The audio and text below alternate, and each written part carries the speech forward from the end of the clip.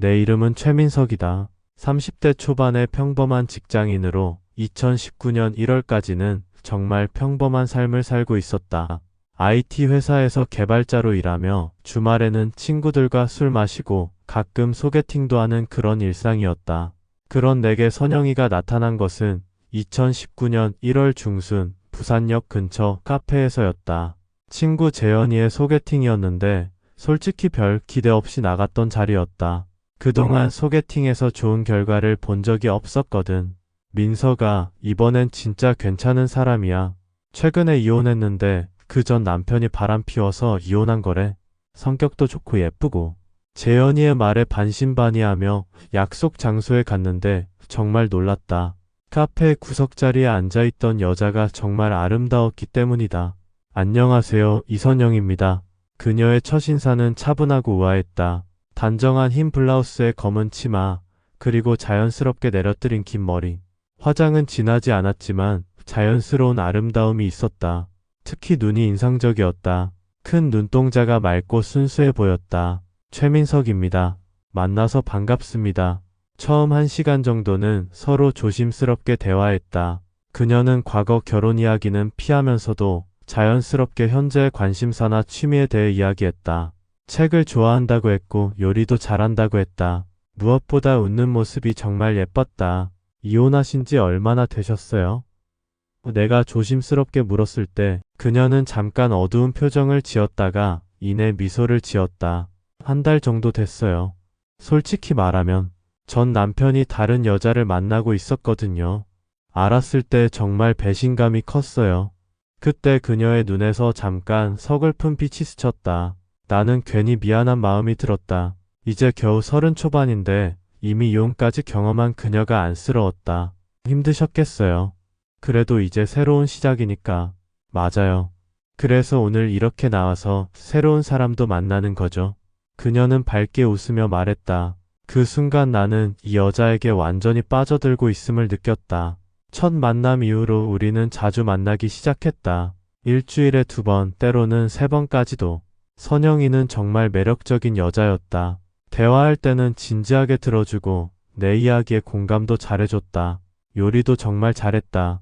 민서가 우리 집에서 저녁 먹고 갈래? 내가 파스타 해줄게. 그녀의 요리 실력은 정말 대단했다. 간단한 파스타라고 했는데 레스토랑에서 파는 것보다 훨씬 맛있었다. 집도 깔끔하게 정리되어 있었고 센스 있는 인테리어로 꾸며져 있었다. 와, 정말 맛있어. 어디서 배웠어? 그냥 결혼했을 때 남편이 까다로워서 이것저것 배웠어요. 가끔 이런 식으로 과거 결혼 생활을 언급할 때면 선영이의 표정이 순간적으로 굳어지곤 했다. 그럴 때마다 나는 화제를 다른 쪽으로 돌렸다. 아픈 과거는 굳이 들추고 싶지 않았다. 사귄 지 1달 정도 됐을 때 선영이가 갑자기 울음을 터뜨린 적이 있었다. 영화를 보고 나오는 길에서였는데 갑자기 눈물이 주르륵 흘러내렸다. 왜 그래? 무슨 일 있어? 아니야. 그냥 요즘 너무 행복해서. 내가 이렇게 행복해도 되는 건가 싶어서. 그때 나는 선영이를 꽉 안아줬다. 이 여자가 얼마나 많은 상처를 받았을까? 전 남편이 얼마나 그녀를 아프게 했을까? 나는 다짐했다. 이 여자만큼은 절대 상처 주지 않겠다고. 하지만 가끔 선영이에게서 이상한 점들을 발견했다. 어떤 때는 갑자기 표정이 차갑게 변할 때가 있었다. 특히 길에서 어린 여자아이들을 봤을 때 그랬다. 저런 애들 보면 화가 나. 세상 무서운 줄 모르고. 왜? 그냥 평범한 대학생들인데? 아니야. 요즘 여자애들은 너무 대담해. 남의 남편도 유혹하고 남의 가정도 파괴하고. 그럴 때면 선영이의 목소리에 어둠이 서렸다. 아마 전 남편의 바람 때문에 상처가 깊었나 보다. 나는 그런 그녀를 이해하려고 노력했다. 사귄 지 2달이 지나면서 선영이의 행동에서 몇 가지 이상한 점들을 발견하기 시작했다. 첫 번째는 그녀의 집에 대한 것이었다. 처음 몇 번은 자연스럽게 자기 집으로 초대했는데 어느 순간부터는 절대 집에 오지 말라고 했다. 요즘 집에 문제가 좀 있어서 배관 공사하고 있어. 언제까지? 글쎄, 좀 오래 걸릴 것 같아. 두 번째는 그녀의 과거에 대한 이야기였다. 처음에는 전 남편과의 이혼 사유만 간단히 말했는데 나중에는 아예 과거 이야기를 꺼내는 것조차 싫어했다. 선영아, 전에 어디서 일했다고 했지? 그런 얘기는 하지 말자. 과거는 과거야. 세 번째는 그녀의 친구 관계였다. 나는 사귀는 사람의 친구들도 만나보고 싶었는데 선영이에게는 친구가 거의 없는 것 같았다. 친구들이랑 같이 놀 때는 언제야? 나도 인사시켜줘. 내 친구들은 다들 바빠. 그리고 새로운 사람 만나는 거 별로 안 좋아해. 이런 일들이 쌓이면서 나는 점점 선영이에 대해 궁금해졌다. 하지만 사랑하는 마음이 더 컸기 때문에 그냥 그녀가 과거 상처 때문에 조심스러워하는 거라고 생각했다. 그런데 정말 결정적인 순간이 찾아왔다. 2019년 3월 14일 그날은 화이트데이였다. 선영이가 특별한 데이트를 하자고 제안했다. 홍대에 새로 생긴 프리미엄 바에 가자는 것이었다. 오늘은 특별한 날이니까 특별한 곳에서 마시자. 그 바는 정말 분위기가 좋았다. 조명도 은은하고 음악도 잔잔했다. 우리는 칵테일부터 시작해서 와인 그리고 위스키까지 마셨다. 평소보다 훨씬 많이 마셨다. 민서가 나 오늘 진짜 취하고 싶어. 왜? 무슨 일 있어? 그냥 요즘 자꾸 옛날 생각이 나서 괴로워. 술 마시면 잊어지잖아. 선영이는 평소보다 훨씬 많이 마셨다. 얼굴도 빨갛게 달아올랐고 말도 평소보다 많아졌다. 그리고 점점 과거 이야기를 꺼내기 시작했다. 민서가 내가 전에 어떤 일을 했는지 알아? 무슨 일? 정말 나쁜 일. 돌이킬 수 없는 일.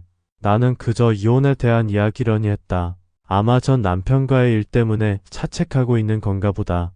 괜찮아. 과거는 과거야. 이제 새로 시작하면 돼. 새로 시작. 선영이가 쓴웃음을 지었다. 내가 새로 시작할 수 있을까? 그때 선영이의 눈에서 눈물이 흘렀다. 하지만 그 눈물이 슬픔인지 후회인지 아니면 다른 감정인지 알 수 없었다. 선영아, 무슨 일이야? 말해봐. 선영이는 한참을 고민하더니 위스키를 한 잔 더 들이켰다. 그리고는 민서가 나 진짜 솔직한 얘기 하나 할까? 응, 말해봐. 내가 옛날에 사람을 죽였어. 충격의 고백. 그 순간 세상이 멈춘 것 같았다. 뭐라고? 내가 잘못 들었나? 뭐라고? 사람을 죽였다고. 5년 전에 선영이의 목소리는 떨리고 있었지만 농담하는 사람의 목소리가 아니었다. 나는 급하게 주변을 둘러봤다. 다행히 우리 테이블 주변에는 사람이 별로 없었다. 야, 그런 농담은 농담 아니야. 선영이가 나를 똑바로 쳐다봤다. 진짜야. 내가 정말로 사람을 죽였어. 그녀의 눈동자에는 뭔가 광기 같은 것이 서려 있었다. 평소에 보던 맑고 순수한 눈빛은 온데간데 없었다. 어떻게? 누구를? 우리 집에 살던 애. 어린 여자애였어. 처음에는 불쌍해서 데려와서 같이 살게 했는데 선영이는 술에 취한 채로 이야기를 계속했다. 어떤 어린 여자를 자기 집에서 살게 해줬다가 그 애가 자기 남편과 바람을 피웠다는 것이었다. 그래서 화가 나서 죽였다는 것이었다. 죽였다는 게 어떻게? 때렸어. 계속 때렸어. 그년이 내 남편을 유혹했으니까. 내 가정을 파괴했으니까. 선영이의 목소리가 점점 격해졌다. 평소의 차분한 모습은 완전히 사라지고 마치 다른 사람이 된 것 같았다. 그래서 어떻게 했는데? 죽었어. 그냥 죽었어. 그래서 우리가 여행 가방에 넣어서. 여행 가방에? 응. 큰 여행 가방에 넣고 시멘트 부었어. 그리고 지금도 우리 집에 있어. 나는 온몸에 소름이 돋았다. 이게 정말 현실인가? 내가 사랑하는 여자가 살인을 고백하고 있는 건가? 어디에 있는데? 베란다 고무통에. 김장용 고무통 있잖아. 그 안에 넣어놨어. 그 순간 나는 예전에 선영이 집 베란다에서 본 그 큰 고무통이 생각났다. 설마, 정말 설마, 5년 동안 그걸 그냥 두고 있었다고? 응. 어쩔 수 없잖아. 어디다 버릴 수도 없고. 그냥 두고 있었어. 선영이는 마치 일상적인 이야기를 하듯 담담하게 말했다. 하지만 그 담담함이 오히려 더 소름 끼쳤다. 그의 가족들은? 찾고 있겠지. 실종신고도 했을 거고. 근데 못 찾을 거야. 완전히 사라졌으니까. 선영이가 웃었다. 하지만 그 웃음이 너무 섬뜩했다. 선영아, 너 지금 정말 정신이 있는 거야? 정신? 나는 정신이 멀쩡해. 오히려 그때보다 지금이 더 정신이 맑아. 그년 때문에 내 인생이 망가질 뻔했는데 이제는 다 정리됐으니까 나는 더 이상 들을 수가 없었다. 이 여자가, 내가 사랑했던 이 여자가 살인자였다니. 그날 밤 집에 돌아온 후 나는 하나도 잠을 잘 수 없었다. 선영이의 고백이 머릿속에서 계속 맴돌았다. 정말일까? 아니면 술에 취해서 하는 헛소리일까? 하지만 선영이의 그 눈빛, 그 목소리, 그 표정, 거짓말하는 사람의 것이 아니었다. 그리고 그동안 그녀에게서 발견했던 이상한 점들이 모두 설명이 됐다. 집에 오지 말라고 한 것도, 과거 이야기를 피하려고 한 것도, 친구가 없다고 한 것도. 다음날 회사에서도 일에 집중할 수 없었다. 동료들이 얼굴이 왜 이래? 어디 아파? 라고 물어봤지만 대답할 수가 없었다. 점심시간에 선영이한테 전화를 걸었다. 어제 한 얘기, 정말 농담이었지? 무슨 얘기? 사람 죽였다는 얘기 말이야. 선영이는 잠시 침묵했다가 웃으며 말했다. 아, 그거? 술에 취해서 헛소리한 거야. 너무 진지하게 받아들이지 마. 하지만 그 웃음소리가 어색했다. 그리고 전화를 끊은 후 선영이는 한동안 내게 연락을 하지 않았다. 며칠이 지나도 연락이 없자 나는 직접 선영이 집 근처까지 갔다. 멀리서 그녀의 집을 바라봤는데 베란다에 그 고무통이 여전히 있었다. 큰 김장용 고무통. 뚜껑이 꽉 닫혀 있고 위에는 뭔가 무거운 것들이 올려져 있었다. 혹시, 정말 혹시, 일주일이 지나고 열흘이 지나도 나는 결정을 내릴 수가 없었다. 한편으로는 선영이가 술에 취해서 한 헛소리일 수도 있다는 생각이 들었다. 만약 그렇다면 내가 무고한 사람을 경찰에 신고하는 셈이 된다. 하지만 다른 한편으로는 정말 사실일 수도 있다는 생각이 들었다. 그렇다면 어떤 가족이 5년 동안 딸의 실종으로 고통받고 있을 것이다. 밤마다 악몽에 시달렸다. 꿈속에서 어린 여자아이가 나타나서 왜 신고하지 않아요? 왜 저를 그냥 두세요? 라고 물어봤다. 그럴 때마다 나는 식은땀을 흘리며 깼다. 회사 동료 재훈이에게 상담을 받아봤다. 물론 구체적인 내용은 말하지 않고 가정적인 상황으로 이야기했다. 만약에 말이야, 내가 어떤 사람으로부터 범죄 사실을 들었다고 가정해봐. 근데 그게 확실하지 않아. 어떻게 할 거야? 그냥 신고하지. 그게 경찰이 할 일이잖아. 우리가 진실인지 거짓인지 판단할 필요는 없어. 하지만 만약 그 사람이 내가 아끼는 사람이라면? 그래도 신고해야지. 만약 정말 범죄라면 피해자와 그 가족들은 어떻게 해? 재훈이의 말이 맞았다. 내 개인적인 감정보다 더 중요한 것이 있었다. 2019년 3월 15일 나는 드디어 결심했다. 아무리 생각해봐도 이건 확인해야 할 일이었다. 선영이에게 마지막으로 전화를 걸었다. 선영아, 만나자. 갑자기 왜? 요즘 바빠서. 꼭 만나야 할 얘기가 있어. 우리는 조용한 카페에서 만났다. 선영이는 평소와 달리 화장을 진하게 하고 왔다. 그리고 뭔가 경계하는 표정이었다. 무슨 얘기야? 어젯밤에 한 얘기 말이야. 어떤 얘기? 사람 죽였다는 얘기. 정말 농담이었어? 선영이의 얼굴이 순간 굳어졌다. 그리고 잠시 후 차가운 목소리로 말했다. 민서가 그 얘기는 정말 농담이었어. 술에 취해서 말도 안 되는 소리를 한 거야. 그럼 내 집 베란다에 있는 고무통은 뭐야? 고무통? 그냥 김장용 고무통이야. 왜? 그 안에는 뭐가 들어있는데? 왜 그런 걸 물어봐? 선영이의 목소리가 점점 날카로워졌다. 그리고 그녀의 눈에서 나는 뭔가 위험한 빛을 봤다. 혹시 정말 사람이 들어있는 거 아니야? 그 순간 선영이가 벌떡 일어났다. 너 지금 뭐라고 하는 거야? 내가 살인자라는 거야? 주변 사람들이 우리를 쳐다봤다. 나는 급하게 선영이를 진정시켰다. 앉아.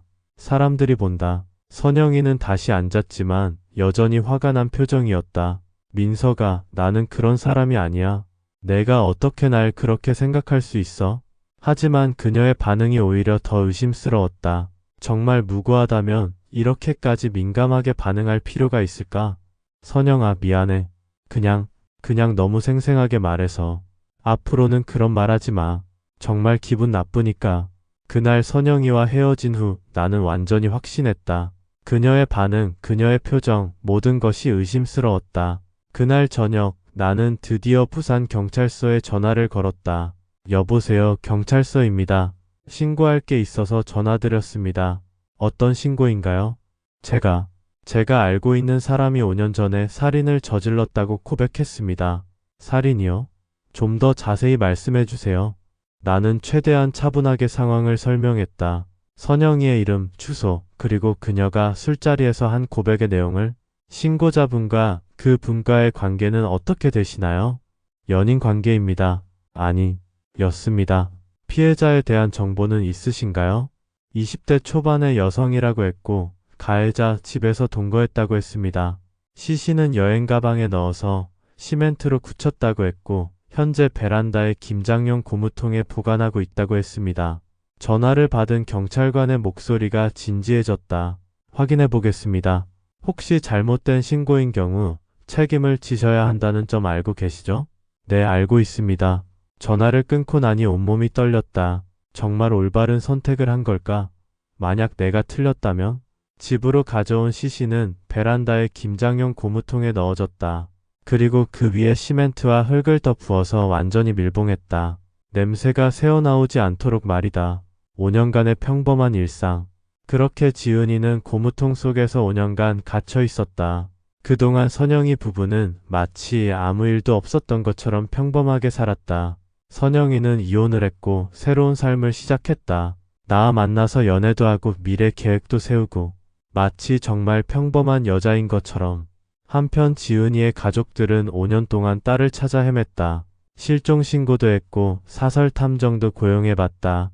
TV 프로그램에도 나와서 딸을 찾아달라고 호소했다. 저희 지은이가 부산에 간다고 연락하고 나서 연락이 끊겼어요.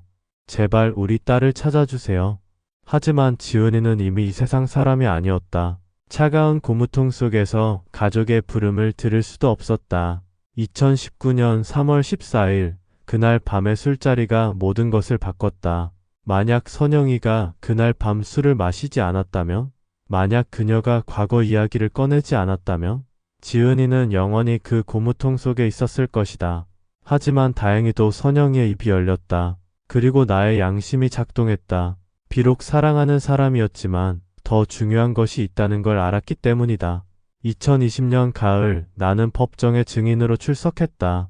피고인석에 앉아있는 선영이를 본 순간 복잡한 감정이 들었다. 한때는 정말 사랑했던 사람이었다.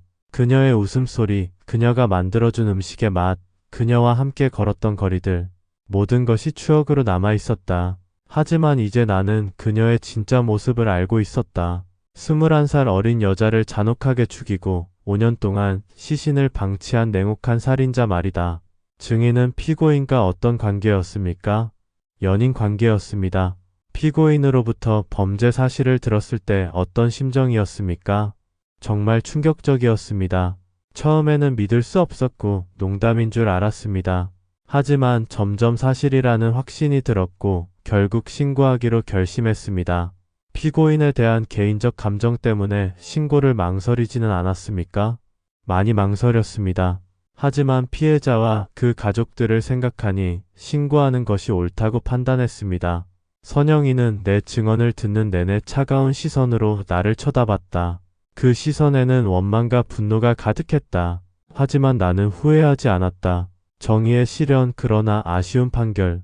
재판이 진행되는 동안 더 많은 진실이 밝혀졌다. 선영이 부부가 지은이에게 가한 폭행의 참혹함, 성적 착취의 실상, 그리고 시신을 대하는 냉혹함까지. 검사는 살인죄를 적용해 무기징역을 구형했다. 하지만 법원은 정확한 사망 원인을 특정할 수 없다며 상해치사죄를 적용했다. 5년이나 지나서 시신이 많이 훼손됐기 때문이었다. 최종 판결은 이랬다. 주범 이선영 징역 15년, 김진우 징역 7년, 선영의 남동생 이정훈 집행유예 2년. 많은 사람들이 너무 가벼운 처벌이라고 분노했다. 나도 마찬가지였다. 21살 어린 생명을 그렇게 잔혹하게 죽이고도 고작 15년이라니. 판사님, 피해자가 얼마나 고통스러웠을지 생각해 보십시오.